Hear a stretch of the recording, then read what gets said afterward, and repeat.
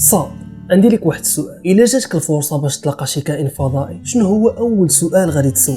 غادي تقول مع راسك هادشي غير تخربيق وما منوش. داكشي علاش غادي نقول لك واقيلا عمرك سمعتي بالقصه ديال بوب لازار. هاد خونا هذا نهار هضر خرج بزاف ديال الاسرار على المنطقه 51، واللي ما عرفهاش فراه هي المنطقه المحظوره في يونايتد ستيت في الصحراء ديال نيفادا في شمال لاس فيغاس. وهاد البلاصه راه معروفه باللي حتى شي واحد ما كيقدر يقرب ليها حيت ميريكان حاضيه اللعب مزيان. كاين اللي كيقول بلي هاد البلاصه كانوا دايرينها على قبل التجارب من بعد الحرب العالميه الثانيه، وكاين اللي كيقول بلي هاد المنطقه مخلينها على قبل التجارب السريه ديالهم، وكاين اللي كيقول بلي هاد البلاصه كيديروا فيها تجارب على المركبات الفضائيه. وهاد زيد كاين اللي كيقول بلي ديك البلاصه فيها وحده من الاسرار ديال العالم واللي هي الكائنات الفضائيه. ولكن خلينا دابا من الهضره ديال بنادم واجي نشوفوا شنو البلان. كلشي غادي يبدا في عام 1997 فاش غادي توصل واحد المكالمه لواحد البرنامج في الراديو اللي كان سميتو كوست تو كوست. مكالمه اللي كتبان عاديه، ولكن اللي ما كانش عادي فيها هو خونا اللي كان كيهضر، واللي كان كيبان من النبره ديال الصوت ديالو بحال مخلوع، بحال شي واحد تابعو باش يسالي معاه. وكان كيقول باللي هو موظف في المنطقه 51،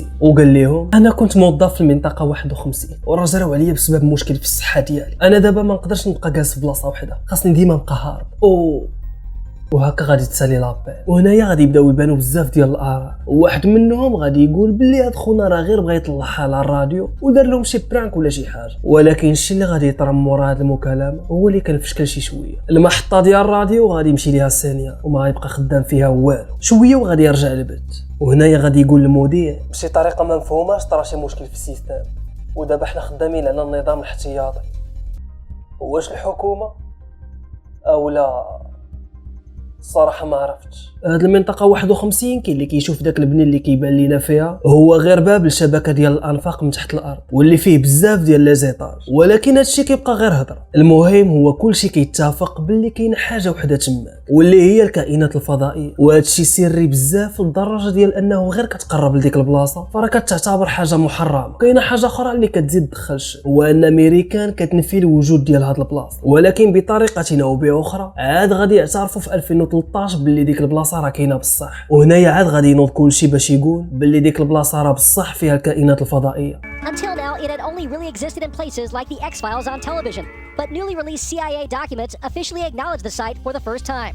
وهاد الهضره كامله اللي قلت ضروري عندنا شي نقطه من بدات. وهنايا غادي نرجعوا لعام 1989 فاش واحد السيد اللي سميتو بوب لازار غادي يدير واحد المقابله في واحد البرنامج، واللي فاش كان كيعرف براسو غادي يقول باللي كان خدام في واحد البلاصه اللي سميتها المنطقه اس 4. وهاد اس 4 هي اختصار لبحيره بوبوس اللي كاينه حدا المنطقه 51. وهاد البلاصه بالضبط هي فين كانوا كيديروا التجارب ديال النواوي، ولكن بسبب كانت ما بين روسيا وامريكان غادي ينقصوا من الميزانيه ديال شحال من حاجه. وهنايا غادي يفقد لازار وبزاف ديال الناس اخرين الخدمه ديالهم، الشيء اللي غادي يخليه ينوض يقلب على خدمه اخرى. ومن بعد شي شهور قلال غادي توصل واحد لابيل من واحد الشركه اللي سميتها AG&G، وغادي يقولوا له باللي راه عندهم واحد الخدمه اللي غادي تصلح ليه. وزاد قال باللي في ديك البلاصه خدم على واحد المشروع سري اللي سميتو غاليليو، واللي كان دار على واحد الهندسه عكسيه على واحد الصحن طائر، بمعنى نوليو قادرين نصنعوا مركبات فضائيه غير بالمواد اللي عندنا في الارض. ولكن المذيع ما تاقش بهضرته وغادي يصوني لذاك المختبر اللي كاين في لوس انجلوس باش يتاكد من الهضره ديالو واش بصح ولا لا. ولكن الاجابه ديال هذا المختبر كانت في شكل شي شويه وفيها الشك. في الاول المختبر ما بغاش يجاوب باللي راه بوب لازار خدم عندهم ولا لا، ولكن المذيع غادي يعطي لذاك المختبر شي ادله بحال الاجنده ديالو اللي منها خدا الرقم باش يصوني على ذاك المختبر، وجريده اللي كتهضر على واحد العمل اللي كان دارو بوب لازار فاش كان خدام في ذاك المختبر، واللي هو شد موتور ديال طياره وركبوا في طونوبيل، وهذا الشيء كان دار به البوز. وهنايا غادي يتصدم المذيع فاش غادي يجاوب المختبر من بعد هاد الادله باللي ما كيعرف حتى شي واحد سميتو بوب لازار. من موراها المذيع غادي يصوني على مركز الايرادات الداخليه وغادي يتاكد باللي راه بوب لازار بصح خدم في المختبرات الامريكيه. زيد عليها شحال من حاجه السميه ديال بوب لازار داخله فيها، ولكن كان مشكل واحد هو هاد الوثائق صعيب باش يوصلوا ليها حيت كانت سريه. وهذا الشيء كيبين حاجه واحده باللي راه بوب لازار كان بصح خدام في شي حاجه اللي سريه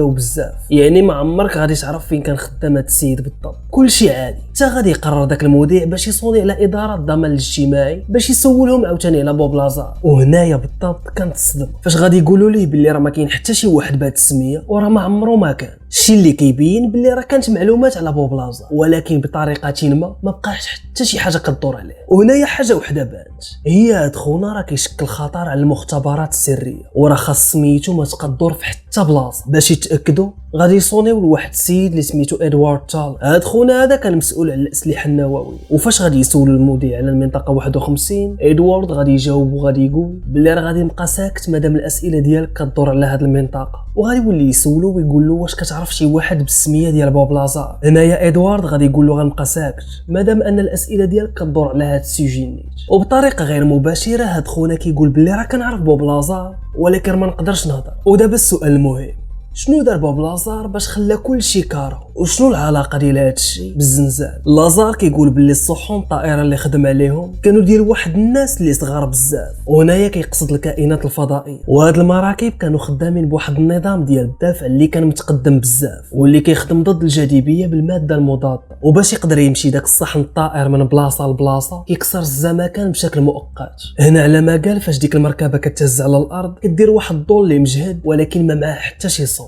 ومن موراها كتطلق ديك المركبه القوه ديالها في اتجاه الارض باش تقدر تتحرك. وهذا الشيء الا فكرتي فيه مزيان فراه تقريبا بحال الزلزال اللي ولينا كنشوفو مؤخرا الضوء اللي كيبان في السماء قبل من الزلزال. وهذا الشيء اللي غادي يخليك تسول راسك علاش الزلزال كيطرا غير في الليل وماشي في النهار. ما علينا هاد لازار حتى هو كان كيخدم غير بالليل الشيء اللي غادي يخلي مرتو تشك فيه. وفاش غادي يشوف بلي راه القضيه غدا وكتحماض غادي يقرر يقول ليها شنو كيدير مع العلم ان داك الشيء اللي غادي يقول ليها سري بزاف ولكن حيت داك الشيء سري وما كيدخلش للعقل كان ضروري خصو يديها لديك البلاصه باش تشوف بعينيها شنو كاين وباش ما يبانش ليها بحال شي حمق. وهنايا غادي يقرر بوب باش يدي مرتو معاه كل الاربعاء النهار اللي ما خدامش فيه هو. ولكن من بعد هذا الشيء وبالضبط في عام 1989 غادي يشدوهم في الصحراء ديال نيفاد اريا 51 وغادي يديوهم للقاعده ديال انديان سبرينغ اير فورس بيس. غادي يجبدوا منه كاع المعلومات ومن بعد غادي توصلوا ابل باش ينسى كلشي زيد عليها راهم تخلاو على الخدمات ديالو. وهنا بوب لازار غادي يفكر اوتوماتيكمون باللي راه يمكن يديروا له شي اغتيال الشيء اللي غادي يخليه يخرج كاع المعلومات اللي عنده للاعلان قبل ما طرالو شي حاجه. دابا تقدر تقول لي باللي راه هادشي غير كذوب ولكن راه كاينين جوج حوايج اللي كيبينوا باللي راه الهضره ديال بوب لازار صحيحه. الاولى هي فاش قال باللي راه عنده تصريح امني عالي اللي هو ماجستيك كليرنس وهذا التصريح حتى شي واحد ما عارفه من غير الناس اللي عندهم وبوب لازار كانوا عنده كاع المعلومات عليه. والحاجه الثانيه هي فاش قال باللي راه قدر يخدم المفاعل النووي اللي كاين في الصحون الطائره بالعنصر ثقيل 115 في عام 1982 ومن بعد 22 عام على هاد الهضره هادي غادي يعلنوا في 2004 باللي راه قدروا يصنعوا عنصر ثقيل 115 واللي ما كايناش كاع في الارض. يعني خونا عارف واحد جوج حوايج اللي حتى شي واحد ما كان عارفهم حتى قالهم هو. نمشيو بعيد ونقولوا باللي راه بوب لازار غير داوي خاوي. كاينه حاجه اخرى اللي كتبين باللي راه خونا كيهضر بالصح واللي هي اريا 51 وكيفاش محميه من الحكومه الامريكيه بحال داكشي ديال وان بيس. هادشي اللي كان في هذا الفيديو حيت بصح المعلومات على بوب لازار قليله بزاف وهو الشيء النيت اللي كنذكر فاش قال باللي راه الحكومه كتحاول تحيد سميتو من الداتا. كاينه اسطوره اخرى اللي كتهضر على واحد خونا سميتو شنايدر واللي تقريبا كيهضر على نفس الحاجه. الا بغيتو فيديو اخر خليوه في كومونتير. تهلاو.